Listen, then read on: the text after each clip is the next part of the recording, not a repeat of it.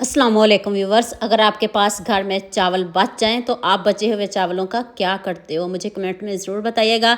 लेकिन मैं आपको आज इतनी मज़ेदार बचे हुए चावलों की रेसिपी देने लगी हूँ कि आपका दिल भी खुश हो जाएगा और आपके बच्चे तो क्या बड़े भी आपसे मांग मांग कर खाएंगे। तो चलें शुरू करते हैं। ये मैंने 1 कप मैदा लिया, इसकी जगह आप गंदम का आटा भी ले सकते हो। थोड़ा सा मैंने साबुत ज़ीरा, थोड़ा सा नमक और ऑयल थोड़ा सा मैंने ज़्यादा लिया, 2 चम्मच ऑयल लिया। आप घी भी ले सकते हो। और पानी आपने बहुत कम डालना है, बहुत कम पानी डालना है, इसलिए बार बार बता रही हूँ ताकि आपसे भी ऐसे ही मज़ेदार सी रेसिपी रेडी हो। अगर आपके पास गंदम का आटा है तो वो भी आप ले सकते हो, जैसे रेगुलर गंदम का आटा हम घरों में बनाते हैं वो भी ले सकते हो।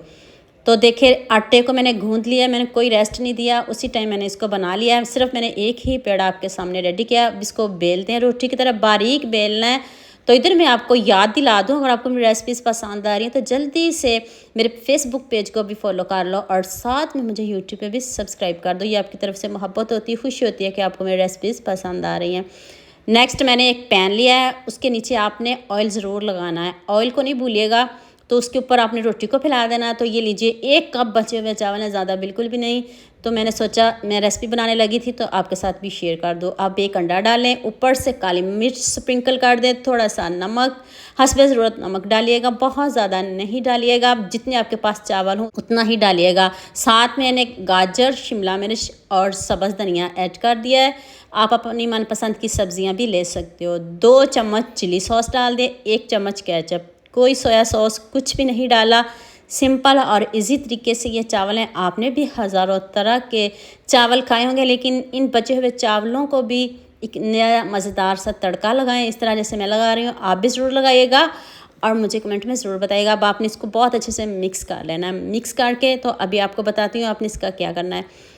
अच्छे से मिक्स कर लेना पहले, तो फिर इस तरह आपने रोटी को फोल्ड कर लेना है, जैसे कचौरी बनाते हैं सेम वैसे ही बनाना है। तो आप मुझे जल्दी से ये भी बता दीजिएगा आप मुझे किन किन मुल्कों और किन किन शहरों से देख रहे हो। मुझे बहुत खुशी होती है जब आपके फेसबुक और यूट्यूब पर खूबसूरत से कमेंट पढ़ती हूँ। आप सबका खूबसूरत कमेंट करने का बहुत बहुत शुक्रिया और आप सबके लिए भी दिल से दुआ है मेरी। आप भी हमेशा खुश रहिए और हमेशा मेरे साथ ऐसे ही जुड़े रहिए। तो 15 से 20 मिनट मैंने एक साइड पे इसको दम दिया है। दम वाली आंच रखनी है हमने, तेज़ बिल्कुल भी नहीं रखनी, क्योंकि इसमें अंडा भी है, उसको बहुत अच्छे से हम पकाना है। देख लें कितना ज़बरदस्त कलर आया। अब इतना खूबसूरत कमेंट तो बनता है। आप लाइक शेयर सब्सक्राइब करने में बहुत कंजूसी करते हो। तो प्लेट से इसको टर्न करिएगा और आपके सामने बनाया, कोई एडिटिंग नहीं की, लाइव आपको दिखा रही हूँ। चलें तो दूसरी साइड से बस मैं हल्का सा इसको सेकूंगी, तो फिर मैं इसको प्लेट में निकालती हूँ और आपको इसकी फाइनल लुक दिखाती हूँ।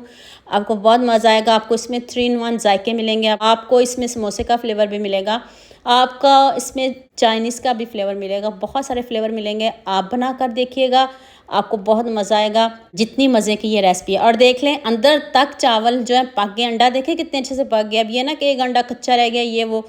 खूबसूरत से कमेंट करिएगा। मुझे इस रेसिपी में आपका ढेरों सारा प्यार चाहिए, मोहब्बत चाहिए, जितनी ज़बरदस्त मैंने आपको रेसिपी बताई है। तो उम्मीद करती हूँ आज की वीडियो आपको लास्ट में पसंद आएगी। जल्दी से मेरे चैनल को सब्सक्राइब कर दो, साथ में बेल आइकन का बटन प्रेस कर लो।